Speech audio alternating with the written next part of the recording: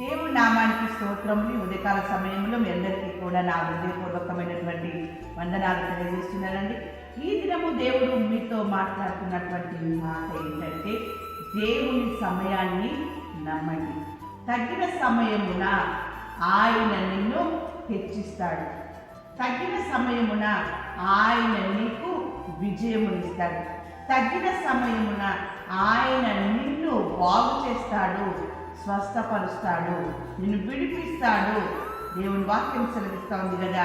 ఇర్మియా గ్రంథం 31వ అధ్యాయము 17వ వచనములో, రాబో కాలమందు నీకు మేలు కలుగునను నమ్మిక ఉన్నది. దేవుడు మాట్లాడుతూ ఉన్నాడు. రాబో దినములలో నీకు మేలు కలుగుతుంది అనేటటువంటి నమ్మకం ఉందంట. అదే నమ్మకం నీలో ఉన్నట్లయితే ఆ మేలును నువ్వు అనుభవిస్తావు. వాక్యం సెలవిస్తా ఉంది కదా. ఇక్కడ 89వ కీర్తన 19వ వచనములో, ప్రజలతో నుండి ఏర్పరచబడిన ఒకని నేను హెచ్చించి ఉన్నాను. ప్రజలలో నుండి దేవుడు ఎవరినైతే ఏర్పరచుకున్నాడో అతన్ని దేవుడు హెచ్చించి ఉన్నాడట. ప్రజలలో నుండి దావీదును దేవుడు ఏర్పరచుకున్నాడు. తన కుటుంబీకులు ఉన్నప్పుడే, తన కుటుంబీకుల మధ్యలోనే దావీదును దేవుడు అభిషేకించుకున్నాడు. దేవుడు బిడ్డలారా, ఎంత అద్భుతమైన మాట! ఎత్తుగలిగిన వారున్నారు, ఆజానబాహులు, అందమైనటువంటి వారున్నారు. వారిని ఎవ్వరిని కూడా దేవుడు ఏర్పరచుకోలేదు. గొర్రెలను కాచుకుంటున్నటువంటి దావీదును దేవుడు ఏర్పరచుకున్నాడు. దేవుడు దావీదును హెచ్చించే సమయం ఆ దినము. దేవుడు దావీదును అభిషేకించేటటువంటి ఆ సమయము ఆ దినము. దేవుడు బిడ్డలారా, దావీదును విడిచిపెట్టండి దేవుడు, ఇర్మియాని విడిచిపెట్టండి దేవుడు. నిన్ను విడిచిపెడతాడా? దేవుని సమయాన్ని నమ్మండి. ఎందుకు నా జీవితంలో ఇంకా ఆలస్యమైంది, ఎందుకు నా జీవితంలో దేవుని కార్యం జరగడం లేదు అని నువ్వు తొందరపడుతున్నవేమో. దేవునికి ఒక సమయం ఉంది. ఒక సమయంలో నిన్ను ఆయన స్వస్థపరుస్తాడు. ఒక సమయంలో నీకు విడుదలనిస్తాడు. ఒక సమయంలో నీకు ఉన్నటువంటి ప్రతి సమస్య నుంచి కూడా నిన్ను విడిపిస్తాడు. దేవుని బిడ్డలారా, ఒక సమయంలో దేవుడు నీకు ద్వారం తెరవబోతున్నాడు. ఏది కావాలని నువ్వు అనుకుంటున్నావో తగిన సమయంలో దేవుని జీవితంలో, నీ కుటుంబంలో కార్యం చేస్తాడు. దేవుని బిడ్డలారా, మీ పిల్లల జీవితంలో కూడా కార్యం చేస్తాడు. దేనికైనా సమయము కలదు, తొందరపడితే కాదు. దేవుని బిడ్డలారా, వాక్యం సెలవిస్తూ ఉంది. 34వ కీర్తన 10వ వచనం, సింహపు పిల్లలు లేవి గలవై ఆకలి గొనును, యెహోవాను ఆశ్రయించు వారికి ఏమేలు పొదుపై ఉండదు. దేవుని ఆశ్రయించు. నీవు మొదటగా తొందరపడకుండా, అవిశ్వాసమే కాకుండా విశ్వాసమై దేవుని నువ్వు ఆశ్రయించినప్పుడు ఏది కూడా నీకు కొదవగా ఉండదు.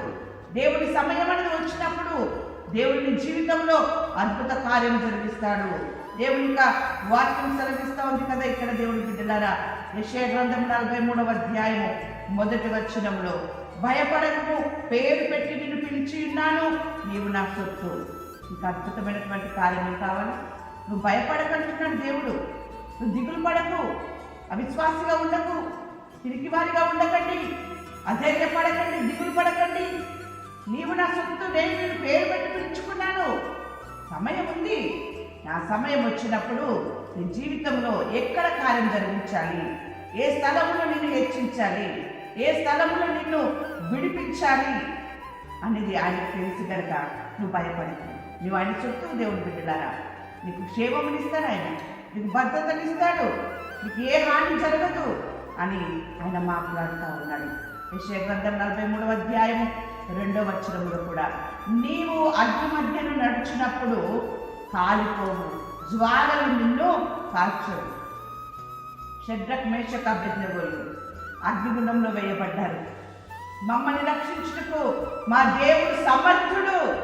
ఎంత గొప్ప నమ్మకం వారికి ఉందండి, ఎంత గొప్ప విశ్వాసం వారికి ఉంది. అగ్నిగుండము లాంటి సమస్యలు వచ్చినా, అగ్నిగుండము లాంటి యొక్క శోధనలకు కలిగినా అవి ఏవి కూడా మిమ్మల్ని ఏమి చేయలేవు. దేవుడు మిమ్మల్ని విడిపిస్తాడు.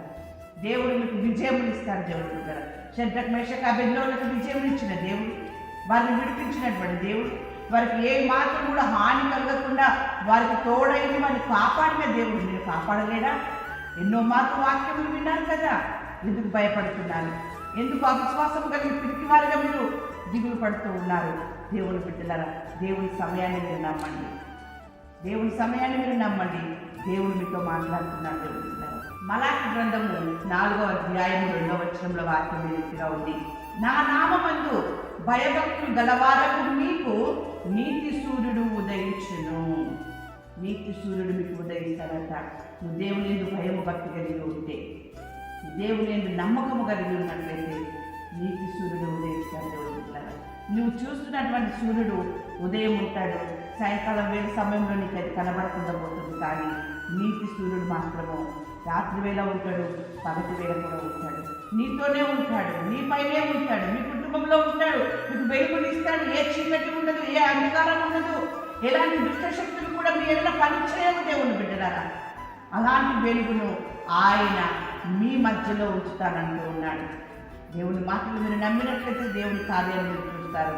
ఉదయకాల సమయంలో దేవుడు మీతో మాట్లాడుతున్నటువంటి మాట 128వ కీర్తన 5వ వచనం, సియోనులో నుండి యెహోవా నిన్ను ఆశీర్వదించును. ఆశీర్వాదం కావాలని కోరుకుంటున్నావేమో. నన్ను దేవుడు విస్తరింప చేయాలి, ఉన్నతమైన స్థితిలో ఉంచాలి, నాకు జాబ్ ఇవ్వాలి, నాకు విడుదలకు దయచేయాలి, వివాహం దయచేయాలి, నా పిల్లలకి ఆయన మంచి స్థితిని ఇవ్వాలి అనుకుంటున్నామేమో, గృహం కావాలనుకుంటున్నామేమో, పిల్లలు కావాలనుకుంటున్నామేమో. ఏది కావాలని అనుకున్నాం, దేవుని సమయానికి నువ్వు లోపడు. దేవుడు నిన్ను అన్ని విధాలుగా ఆశీర్వదిస్తాడు. ఈ మాటను నమ్మినట్లయితే దేవుని కార్యము మీ పట్ల, మీ కుటుంబం పట్ల జరుగును కాక.